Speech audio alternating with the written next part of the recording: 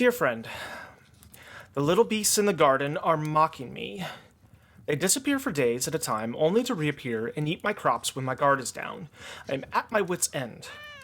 I'm pulling crops up as soon as they're ready, but I seem to be in a race against both winter and these horrid groundhogs. The good news is that there is someone staying here tonight that has promised me some help in the morning. She's an interesting sort, and I'm not completely sure if this is the type of help I want, but if any of the stories she told me is true, she'd be more than able to take care of the problem.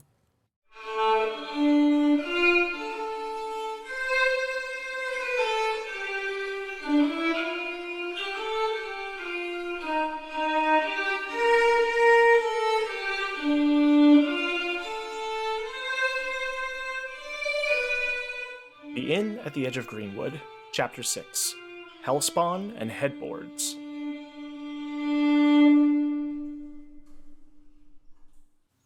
It's been a couple days that you have been walking, and the town you came through most recently, you knew on your travels you were about to hit a town. You thought it was one you had been to before, but you've been around a lot of places, and it didn't look nearly as familiar as you once had thought, and chalk it up to it's been a while since you've been in this part of the country. Not sure. You passed through, continued walking, and you just keep getting that odd feeling of, it's not that things are strange, but they're just not what you expected. I thought there was a mountain over there. When did the forest grow so thick in this area? Oh well. So you keep walking, and eventually, as your feet are getting tired, you do see coming up on a hill another small village. This one much tinier than the town you had just passed through. And no name as far as like what the village is or anything. It seems to be almost like a settlement of sorts. The carts and the pop-up shops and everything are very makeshift and look like they could be torn down very quickly. Except for one building, which sits up on a little bit of a hill. And it is a large 2 to 3 story inn. There's a sign on the outside that kind of is swaying a little bit that just has a green pine tree painted on it. You see behind it there are a whole set of stables and even a small garden. No one really pays you much mind. A couple kind of nod hello as you go by. I nod back. I would like to head for that inn. It looks cozy. Does it look open? Are there lights within? There are, yep. So there are, it's just starting to get a little dim. And so you can just see through some of the shuttered windows, a little bit of firelight crackling. And people are still kind of moving in and out of it. So yeah, it does seem open. Oh, how cozy and quaint. I will stop by and see what lies inside. And I will approach the little sign with the pine tree on it. Does it say anything else or still just a pine tree? It does not say anything else. It's just a pine tree. All right. The pine tree inn it is, I guess. I will go ahead and open the front door. So you walk up the little ramp that's on the outside of it, open the front door, and step in. And as you step in, there's a young woman who's kind of dashing back and forth and kind of cleaning up some dishes that had been left behind by a previous patron. She sees you and says, he'll be back in just a minute. Grab a seat anywhere you like. Who will be back? I'm sorry. The innkeeper. Sorry, I gotta. And she like runs into the back kitchen and like arms full of dishes. As you enter and you kind of survey this space, it is a fairly large, almost banquet hall type open space on this first floor. There's a stairway that leads up to the second floor that's kind of directly across from the front door.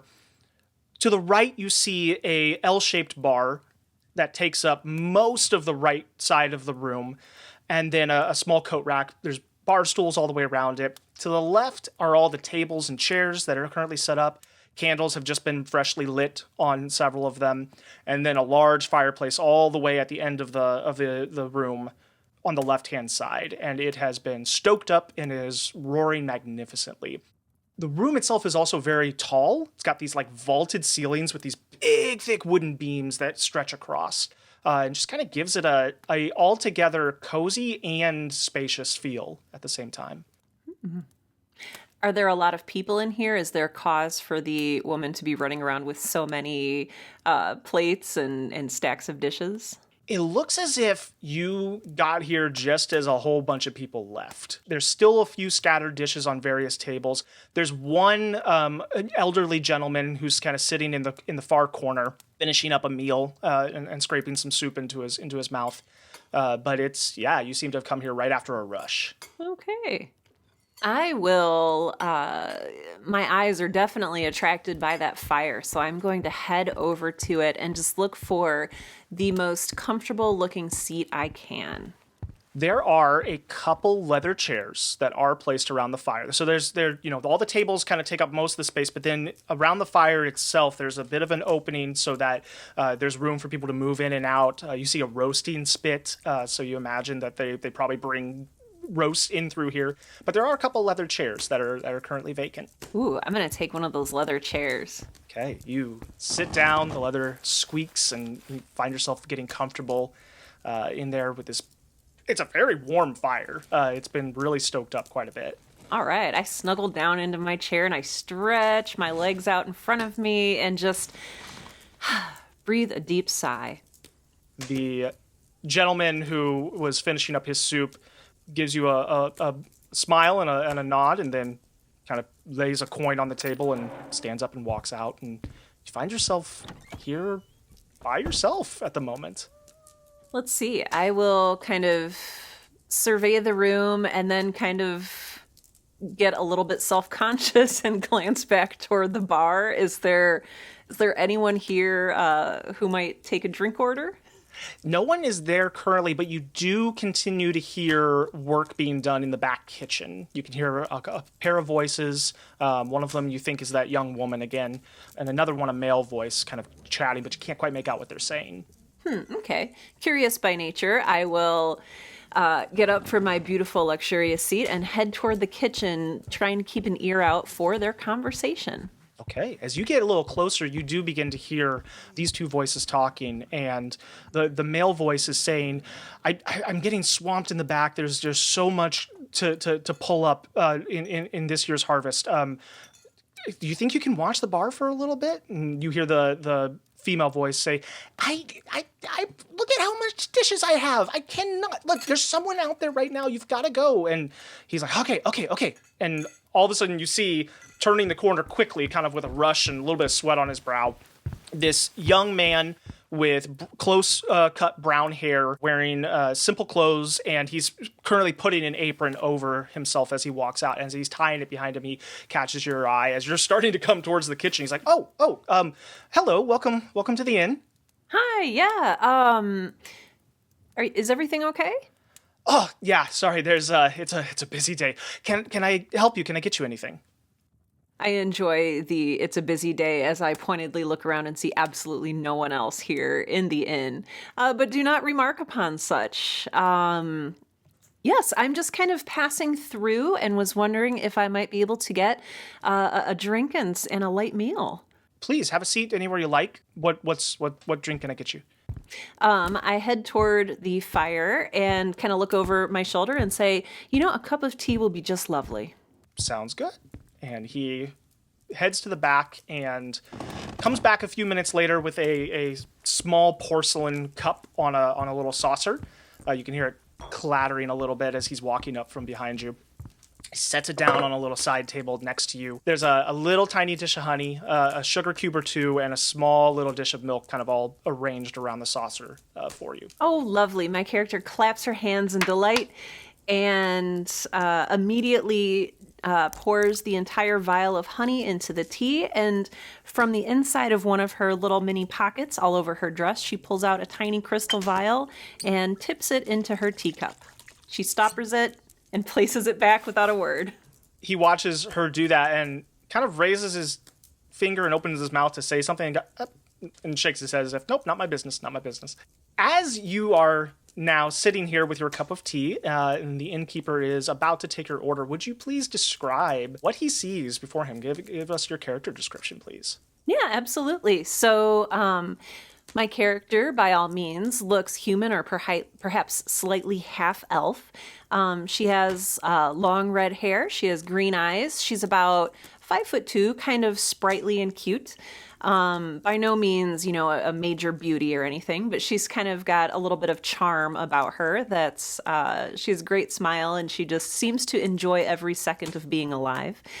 She is wearing a long pink gown. It might look a little outdated or anachronistic or a little formal for someone who has just been trudging through the woods. But yeah, that's her. And she's just kind of sitting and sipping her tea and smiling into the fire and just looking like the most contented little creature ever. After he sees you kind of pour the bottle and you take your first sip of the tea, he says, you wanted something to eat. Any sort of preference? Vegetables, meats? Meat. Meat. Absolutely. We've got chicken, as always. We always have chicken. We have a little bit of elk that we dried out. So it's more like but salted. It's dry? It's dry, yeah. Have anything like bloodier?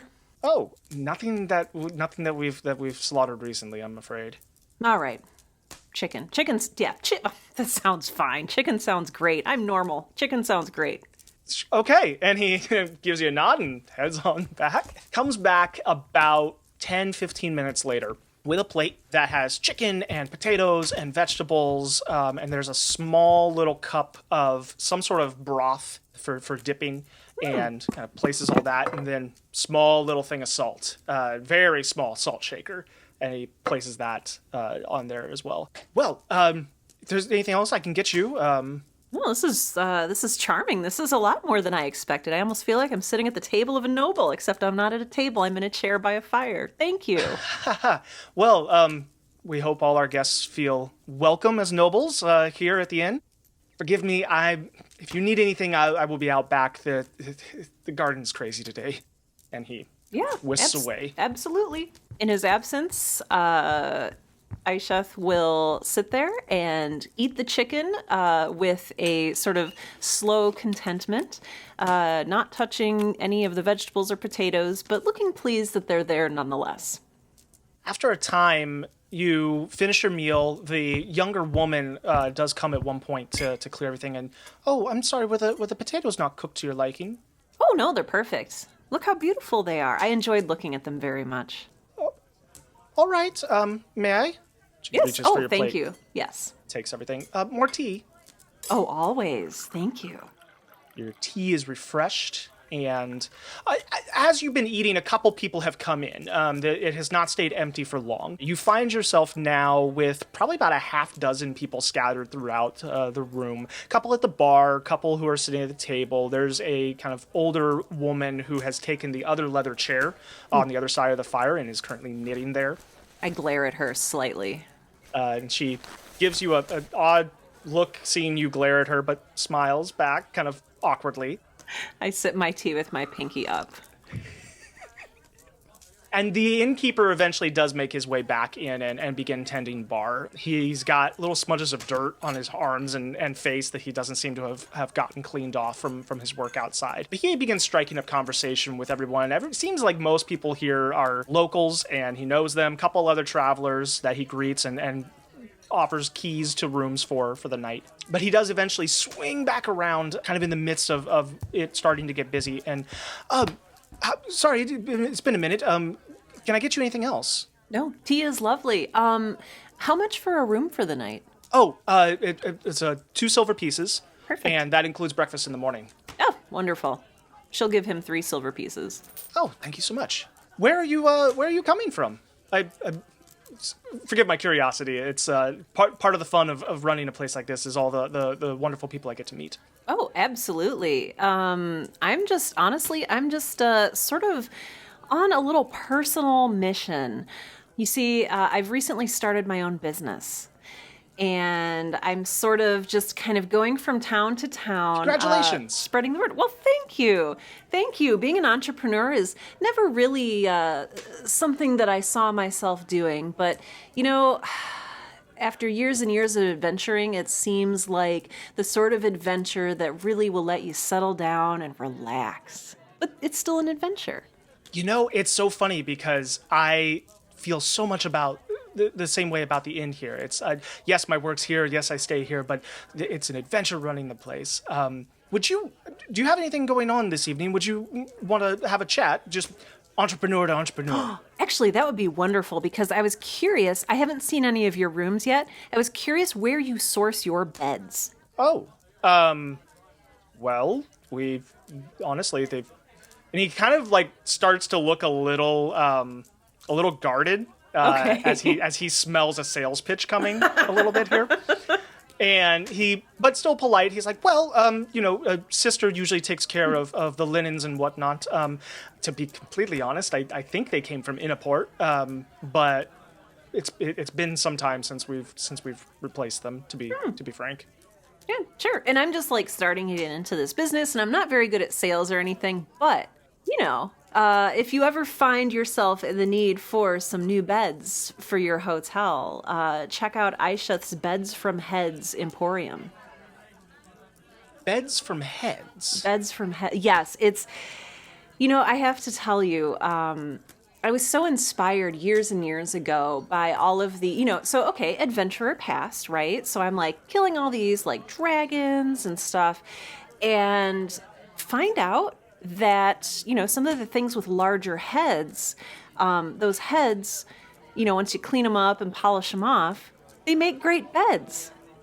And so I was just thinking like, oh man, like troll skulls are great for like pets and dogs and kids.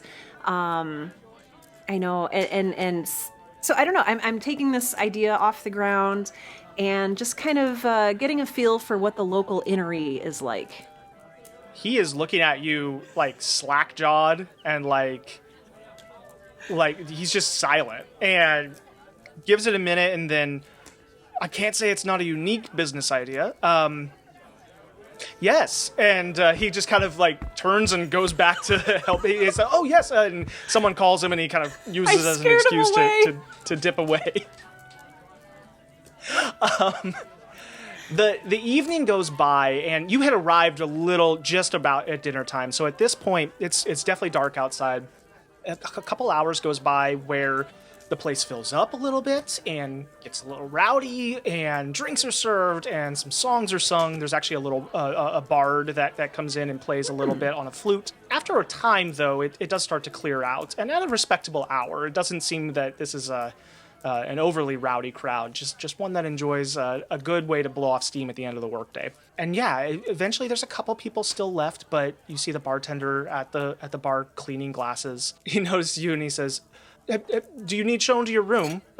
Did you find where it was? Oh, I have not even been upstairs yet. I've just been entranced by this beautiful, just grouping of people, like the faces that you see. Oh, I'm just really enjoying doing some people watching. And as she speaks, the innkeeper may notice that her boots are weirdly close to the fire. And she'll say like, oh yeah, I'm just really enjoying the warmth from the fire. But I realize now, this might be improper of me. Should I be going to my room? Do you need to do some cleaning here? Oh, no. We don't kind of close things up for another couple of hours. Oh, okay. Wanted to make sure you were all set. I'm great. She sips her tea with her pinky up. You said you were an adventurer. What type of adventuring did you do? You said dragons? Absolutely. Dragons, all sorts of things. Hydra, trolls of all types. Oh, absolutely. Anything, anything that's, proposing a menace to the society around it. I and my companions, who unfortunately are not with me at this time, we've been known to take care of them all. Did you do it as a profession, mercenary of sorts? Oh, mercenary. Oh, that's a cool word. Oh, I never thought of myself as anything like that. No, I'm just a disowned noblewoman who happened to learn some of the more magical arts along the way in my education, and kind of just fell into, we'll call it helping people. He perks up when you say magical arts, and he's like, "You're a magic user. Mm-hmm. What type of things can you do?" Oh, I can burn things and I can explode things and I can make you think that you're hearing or seeing things. I think I mentioned I can burn things and explode things. Why? Was there anything in particular I could help you with? Oh, well, not. I don't mean to assume or be too forward, but I have a groundhog problem. Oh, yes. Okay, tell me more. They've been destroying my garden for months, and I have not been able to root them out. And I've been anyone who comes through who can do magic. I'm resorting to that now because I can't seem to take care of it myself. Oh, lovely. Let's burn them. It seems a little extreme. Couldn't we just make them go away? In a cloud of ash and dust? Yes. That's fair. I did ask. Well, it's dark out now, but perhaps in the morning? Oh, I suppose. Yes, I should probably rest. I could stand to recharge my spells for the evening. Thank you for thinking of that. Yes, that's that's what I was thinking of.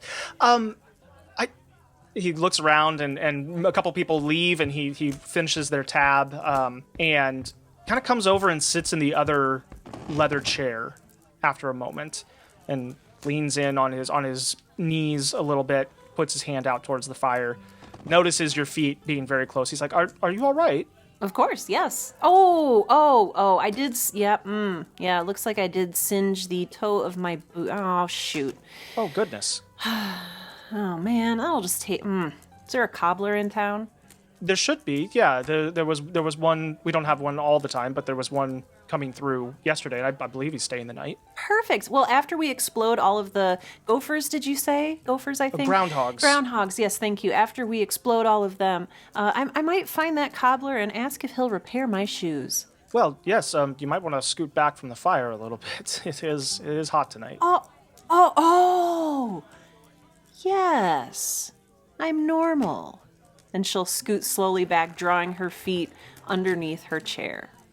He gives a little bit of a look as she yet again exclaims that she is normal. There's a silent moment. You both just kind of watch the fire, and he turns and says, "So, I'm afraid I didn't get your name." Oh, I'm Eisheth, of Eisheth's Beds from Heads Emporium. Oh, that's right, the Beds from Heads. Well, it's nice to meet you. You too. And your name? Oh, I'm just the Innkeeper. You can just call me that, and I'll come running. Okay, the Innkeeper. I'm curious, Eisheth, with your Beds from Heads, are you using skulls that you've already you've sourced through your adventures? Oh, absolutely. Was that something you were collecting? Oh, yes. I mean, you end up with so many heads and skulls lying around. I adventured probably a good decade or so. And, they just, literally, they just pile up the heads. And, I mean, I do commissions. I want to make sure that I'm not, if you had an idea for somebody whose head you wanted to sleep in, you just let me know. I do commissions. I will go out and retrieve and harvest that head for you. I'm very happy to do that. There's a slight upcharge just because, commission work. And I do also, I should have mentioned this earlier, I also do have some smaller skulls that make great chalices as well. Not that you don't have very fine chalices here at your inn, but if you were looking for something like a statement piece, they're great for that too. He just continues to look kind of a similar slack-jawed look as he had before, and he says, you have one of the most unique professions I think I've ever heard. Oh, thank you. You don't get a lot of adventurers? Oh, no, we get adventurers by the wagonful. Just the bed making. It's the heads. Well, I mean, it's, heads aren't exactly, well, I mean, they're exactly a renewable resource, in a way. But, I figure if there's going to be that many heads laying around, why not get crafty? Fair enough. I appreciate the resourcefulness for sure. Thank you. He leans back in his chair, crosses his legs, gets a little comfortable. Well, like I said, we have adventurers come through all the time. If if you don't have anything else going on this evening, could I trouble you for a story of your adventures? Oh, a story of my adventures. Oh, what kind of story would you be looking for? Oh, goodness. Whichever one's your favorite. And I'll tell you what, if you can help me with those groundhogs and tell a tale tonight, I'm refunding your room and your and your meals for sure. Oh, well, thank you. That's very generous of you. It's 3 silver, so you can keep that. But gosh, I'm just completely befuddled that anyone would want to hear my stories. Little old me. Oh, you'd be surprised.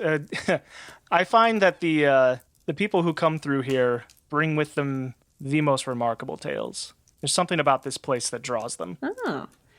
Gosh, well, I really hope that I can, stack up against them. Oh boy, okay, I'm not a bard by any means. In fact, I'm just, just a little wizard, and entrepreneur, wizard and entrepreneur. Oh, but maybe I do have a story for you. He leans forward a little bit and kind of gets cozy, but leans forward expectantly. So this is the story of, we'll call it my most recent adventure, aka the reason that I have decided to perhaps temporarily, semi-temporarily, or permanently retired from adventuring. So, I grew up like so many of us do, a wealthy heiress with 2 loving parents in the countryside on a beautiful, beautiful estate. I know this is all very normal and common and normal also. But I had a very devoted father and a very evil mother. So my mother, well, let's start off with my father. My father was a gentleman. He had inherited his estate from generations past. And loved what he did. He was well loved by the people in his community. And when he brought my mother from an adventure overseas, little did he know what he was getting into. So that's my father, Thomas de Mornay, and my mother, Celestrine the Succubus Queen, really kind of... The Succubus Queen? Mm-hmm. Celestrine. That's a interesting name. It doesn't seem very flattering. Well, it's not what she called herself. She was just Celestrine. It kind of became a... What do you call it when you don't like someone? Oh, an insult. Yes, thank you. Yes, it was her insult name that people around our little town and our little country estate talked about her as the Succubus Queen. They didn't like her very much, because of a few things, a few small habits that she had. Namely, slaughtering the people and putting their heads on pikes up the driveway to our estates. They did not seem to like that very much. My gods. Yeah, so I was born, and I was raised to be a lady of the house. My mother came and went as she pleased, and I kind of saw less and less of her over the years. I don't think she really grew roots in that space. I think that she dreamed of, literal or figurative wider pastures. And so I kind of grew up with just my dad. Really didn't see a whole lot of Celestrine the Succubus Queen. I learned magic. I made some friends among the servants of the house until later I learned that friends don't throw ink in your face and trip you down the stairs. Because that was the other fun thing is as the Hellspawn demon child that I was, the neighbors and the serfs and all of the folks around us, didn't really take too kindly to me. Well, I mean, you seem... I hope you don't make a habit of talking of yourself in such a way. You seem like a very pleasant person. Well, thank you. See, that's why I like to emphasize how normal I am. So like earlier, normal. I like to make sure that I emphasize that. So sometimes it's like a mantra. Yes, exactly. And it helps people understand how normal I am. You seem perfectly normal to me. Thank you. I know. She'll take another little vial out from one of her many pockets in her pink dress, and she will tip it into her remaining tea, sipping it with a satisfied smile. Not to sidetrack the conversation, but Could I ask what those are? They don't look like any spirits that I've seen. Oh, they're not spirits. Whew. Oh man, if I have a shot of anything, I am just like on the floor in a second. No, nope. Tea is good enough for me. Alrighty. So you grew up a noble and Oh yes, yes, picked on. I'm afraid to hear, and that yes. led you to become an adventurer. It did, because I learned how to deal with the people who were mean to me. I learned how to blow stuff up. I learned how to set fire to their homes. I learned how to fight. So in addition, so if we're talking about your groundhog problem, I do have to tell you, not only can I explode things and light them on fire, I'm also very skilled with my Morning Star. So if you want them just like obliterated, I can also do that. Well, to be fair, I've had a club out there before, and I've gotten one or two of them. The problem is that they burrow down, and I can't get into all of their holes and whatnot. So that's where maybe the fire will do something. Oh yeah, absolutely. You don't care much about the crops, do you? Well, that's what today was getting most of that pulled up before it gets too cold. Oh, So, perfect. So we can just fireball your entire garden. well, we'll see. Great. Good. Oh, this is going to be super fun. And then, like, any stragglers or any, like, half on fire groundhogs, I'll just, pulverize them with my Morning Star. He's continues to just kind of like give you these wide-eyed looks.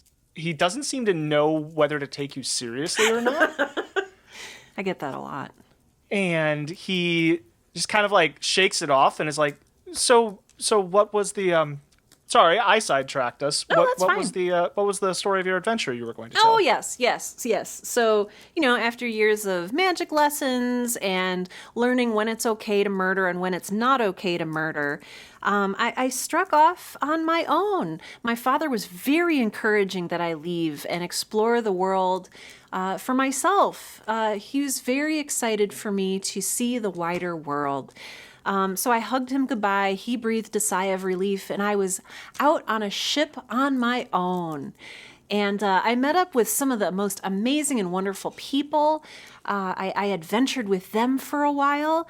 But, even through all of my adventuring and head collecting and burning things and murdering the people who deserve to be murdered, according to the people who helped me understand these morality things, I kept getting these weird dreams.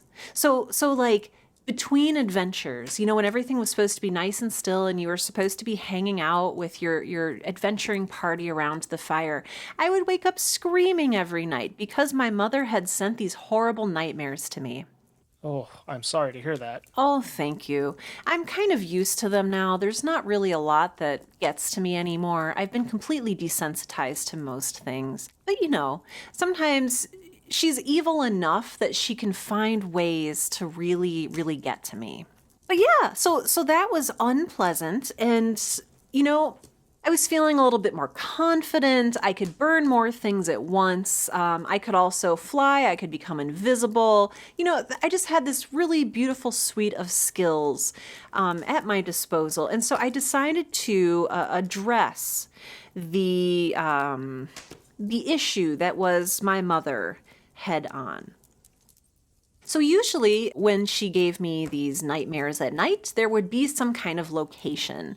And that would be her telling me to meet her somewhere because she wanted me to become her whatever, evil apprentice or something like that. I don't know. I wasn't interested. I liked adventuring. I was interested in just collecting heads and drinking tea and just hanging out with my friends. It was a good life.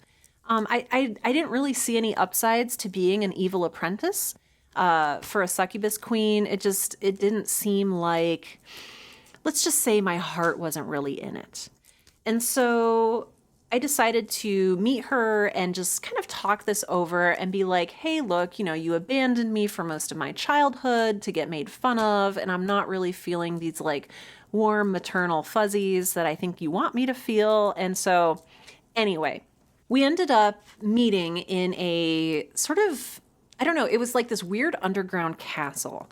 And so it was hewn from the rock in the side of a mountain made of ice. And on the inside, it was like solid stone. And there was this, I don't know, huge spiraling castle that apparently my mother had like enslaved a whole bunch of people to carve for her. Whatever, very rude. And so I went inside this castle and it was, I mean, okay, it was kind of pretty. Like I could see what she was going for. Still kind of macabre. I don't know. There were. Was this north of the Elven kingdoms? I'm not aware of any ice castles in Alson. I couldn't really. Geography is not my strong suit. Like, if you want something set on fire, if you want a beautifully handcrafted bed made out of a head, I can really shine. I have trouble discerning north, which is why I do better in adventuring parties because I know where to go. Oh, Yeah. well, when you leave here, I can absolutely get you pointed in the right direction. Oh gosh, that would be amazing. And any kind of map. I actually, to be honest, I don't actually know where I am right now. Things started looking, I thought I knew where I was going, but this is not where I thought I would end up. So yes, any guidance you can give me would be magical and amazing. Well, certainly. I mean, if you came from the west, then I mean, I would assume you're headed to Drawbridge as the next kind of large stop. But I can get you directions there. Are there a lot of inns there? There are hopefully none quite as unique as this one. No, yes, this is a charming and beautiful place. Yes. Now, I'm just thinking about people who would be receptive to a sales pitch for some statement furniture. Probably in the towns, you'll Perfect. have a lot more opportunity than here, I'm afraid. Perfect. Oh, this is great. This is fantastic. This is very normal and very good. I like this. Okay. So what were we talking about? So you were meeting your mother in the Oh, ice palace. Well, it was a stone palace within an ice mountain.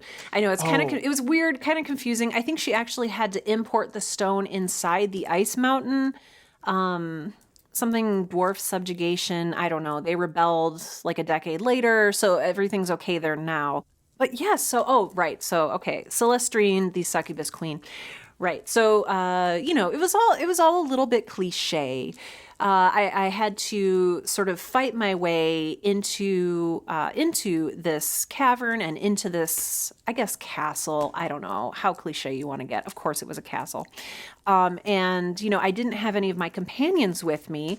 They all kind of went their separate ways when I said I was going to go face down my mother. They did not seem like they were they were interested in helping me. They're very kind, but no real interest in this particular quest, as it were, seeing as it seemed very personal. And so I fought my way past her minions. Actually got some really nice heads out of it too. They're in one of my bags of holding, which I left outside in storage. So if you're interested in checking any of those out, just please do let me know. Some of them are very exquisite. Okay, so let's see. I burned all of those things. There's some other succubi, and I burned them. Beheaded most of the. Okay, there's some trolls. Yes. Okay. So third floor. Yes, third floor. Third floor. I was met with my mother. She had not aged a day, which I hear is a thing. And she faced me and said, "My child, I welcome you home." And I was just, at that point, just covered in blood. And I had my sack full of heads. And I was so tired. And I was like, "Look, Mother, I don't want to join you and be your evil apprentice. I am actually here to make sure that you don't hurt, murder, enslave, all this nasty stuff you're doing. Just really calm down. It needs to stop." And so she was like, "Oh, I see." And she arched a brow because you know what? She's evil and that's what they do. And I reached behind me for my trusty morning star and I swung it at her and it went right through her. Because She wasn't there. well, I know. I should know. After like a decade of adventuring, I should know that when the big bad is standing right in front of you, it's gonna be an illusion at first, right? I mean, that's just like classic. And they should call her Celestrine the cliche queen because of how cliche all of this was. This is far from cliche or boring as far as I'm concerned. Oh, what's your relationship with your mother like? Oh, he kind of looks very taken aback for a moment, and he says, Well, she helps here, Oh. and do my best to take care of her since father passed. Oh, And I'm sorry to hear about that. oh no, well thank you, but no, it's we have a good relationship. She's I certainly wouldn't worry about her trying to turn anyone into her evil apprentice. Oh, see, that's so sweet. Sometimes, well, sometimes I wish, but if wishes were fishes, I don't know how that saying ends, but if wishes were fishes, am I right? It would be this. It would be the special on our menu every night. Hey, see, that's good. You're clever. I like this. You want to do some marketing copy for me? No, thank you. Oh, well, it was worth asking. So did you find her? Oh, right. So, okay. So, yes, the illusion dissolved, and I was like, of course, it was an illusion, Sillistrine. I mean, come on. So I sort of stood there, like, dripping with blood, sack of heads in one hand, Morning Star in the other. I hadn't used any of my spells yet. I was saving them all for Sillistrine because I knew that she was going to be just such a difficult match. So I went up another floor. And I was like, okay, you're probably whatever, waiting for me in the highest tower or whatever, Sillistrine. I kept going up and up and up, and every floor I checked, there were more like skeletons and zombies and vampires and more succubi. And I just sort of, after a while, have you ever done so much killing that you start to become numb inside? No. See, you understand. So I had reached that point where I was just seeing red, literally, because there was so much blood in my eyes. It was just, Okay, that's a story for another day too. Is how to get blood out of all of your clothing and your hair, and it's just, I need a sip of tea. She takes a sip of tea. That's better. Okay. So anyway, so I kept going up to the highest tower in this entire place, and I get up to the very top, and of course she's there, and of course there's like ice lightning surrounding her, and she has her hands raised to the sky, and she's cackling, and she's wearing that big white robe, and she looks, well, okay, you know what? I'm going to give it to her. She looks freaking beautiful. Like, she's a succubus queen. Let's just get that out of the way. She's gorgeous, and I'm not jealous. I'm very normal. And so I said, Sillistrine, come on. And I know, like, I wish it would have been more clever. I wish that I could have said something, like, really challenging and really smart. But what I said was, come on. But it was effective because she sort of curled her upper lip like they do. And she said, you are no daughter of mine to raise a weapon against me. She's much more well-spoken than I am. And what she did was she started attacking me. And so you know what? I attacked her right back. See, this is real conflict resolution. Forget talking, forget like peace, whatever. You can only solve things with blood, right? Oh, well, and fire. I'm sorry. I forgot to mention the fire. I burned her so much. I take it, since you're telling the story, that you killed her. I did. And I mean, I feel like, I'm not a bard. I feel like this should be such a more gripping and eloquent story with tension and simile and metaphor. But yeah, no, she came at me and I crushed her head with my Morning Star, and then I burned her corpse for, I don't know, 20, 25 minutes. Maybe a little bit more than that. There were a few of her servants kind of left around, and they had made it to the top floor where I was facing off against my mother, with the ice lightning and all of that stuff. And they were just horrified. They were just watching me just burn this corpse. But when you're dealing with a succubus queen, you can never be too sure, right? I don't want her to like rise again, subjugate everyone all over again. So I wanted to make sure she was like super perma dead. So hence all the fire. And then after the fire was out, I continued smashing her corpse with my Morning Star. Now, I did not save her head. I thought about it. I don't know. It was kind of a hard decision. I didn't know if it was appropriate. I often have trouble telling if things are appropriate, and I figured that severing my mother's head and turning it into a cat bed was maybe not super tasteful. So I sometimes I regret it, because it would be nice to have something left of my mother. But no, no, no, no, no. I'm glad that I left her smoldering ruin atop the stone palace in the ice cave. So when you say she was a succubus queen, you mean an actual succubus queen? Was that not clear? I thought it was just a cruel name. Oh, no. I'm sorry if I misled you by my extremely plain speech. No, she was an actual succubus queen, like eternal life, seduce all the men, murder, all that kind of stuff. Steal your soul. And so when you say you're Hellspawn, you're Hellspawn. Oh, that might not have been clear either. Here, wait, I'll show you. And she reaches down and she unbuckles one of her boots and pops a little cloven hoof out of it and waggles it at the fire.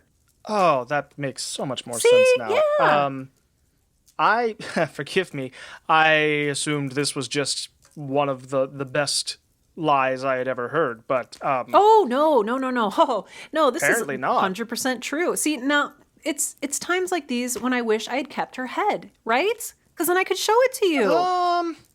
And you'd I'll believe take your me. word for it. Oh, I did take her amulet. And she'll raise a little amulet that she's wearing around her neck, and it's actually quite a pretty amulet. She'll show it to you. It's in the shape of a cat. That's very beautiful. Is it sentimental or is it magical, or both? Well, it's a complicated question. Let's just say both. Fair enough. Well, goodness. I hope my mother didn't overhear any of that story. Oh, I can totally retell it to her anytime. Okay, if she missed part of it. No, that's fine. She's her disposition isn't quite. I don't think she would enjoy it as much as I did. I feel a little silly asking someone of your caliber to help me with my groundhog problem. Oh, I'm just an entrepreneur. Well, I think you're underselling yourself a little bit. Huh. And he kind of gets up and refreshes your tea one last time. Oh, thank you. I will take another little, this time it's a little blue crystal vial, and I will tip the clear liquid into my teacup and sip. Watches you do that, doesn't ask any questions about it, but gives a curious look.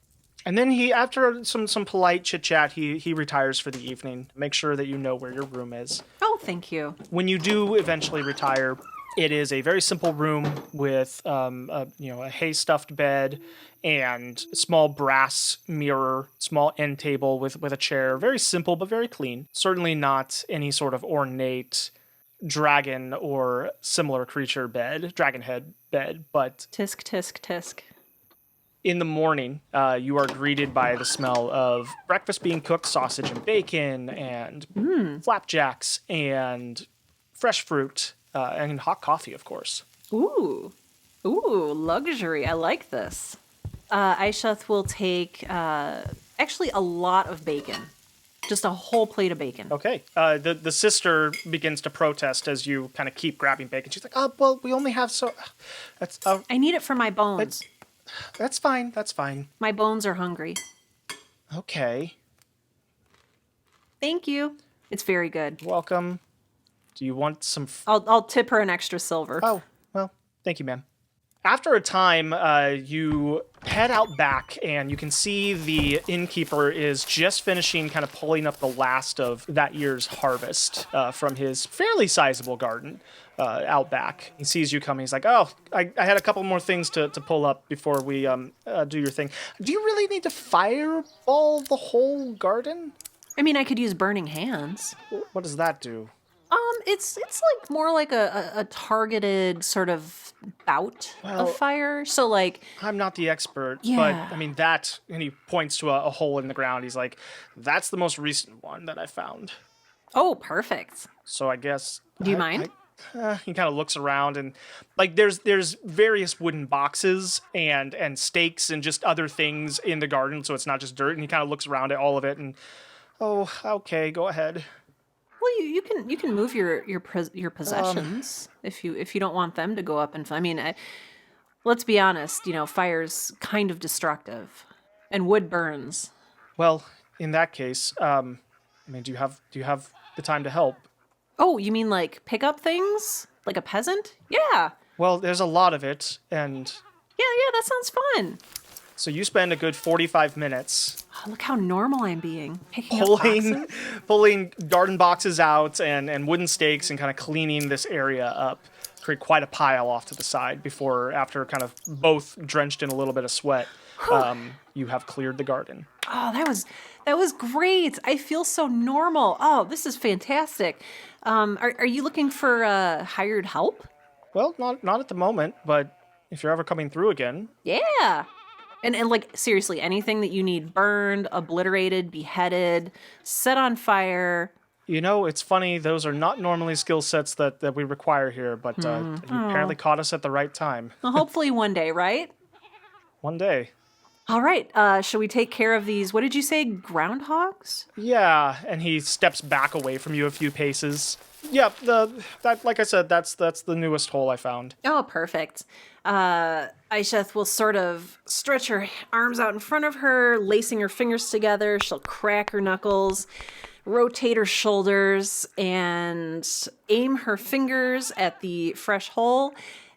Speaks a few words of a magical language, and a just burst of fire, a literal stream of fire, blasts into the hole. There is a bit of a gasp from the innkeeper, and then he actually steps forward a little bit and kind of is now only a pace or two behind you. He's like, "Oh my God, does that hurt?" No, it's very normal. By the way, as she did that, was there any sign of any sort of like gophers exiting or being immolated or anything like that? There was no visible sign. No. Well, let's give this a little bit more of a sledgehammer approach, shall we? Stand back. I'm going to need you to just another 10 paces. Yep, good. Okay, good. And everything else is out of the way. Those boxes are probably fine. All right, here we go. And she just launches this massive bomb of fire. It is the size of the entire garden. And it's just this massive blue and orange ball of flame. There is a loud, explosive sound as the fireball detonates on the garden. As it dies down, you see the innkeeper like shaking and like, that was, and all of a sudden you see the sister and who you presume to be the mother, an older woman, kind of come rushing out of the inn from the other direction, and they start screaming about what's happening, what's going on, and everybody seems very, very terrified in the moment. Oh, no, it's okay. We're just taking care of some groundhogs. This is fine. Go back inside. It's fine. Oh boy, that was, well, they weren't dead before. You think we got them? I don't see how we couldn't have. Because, if you see any running around, I've got my Morning Star. No, thank you.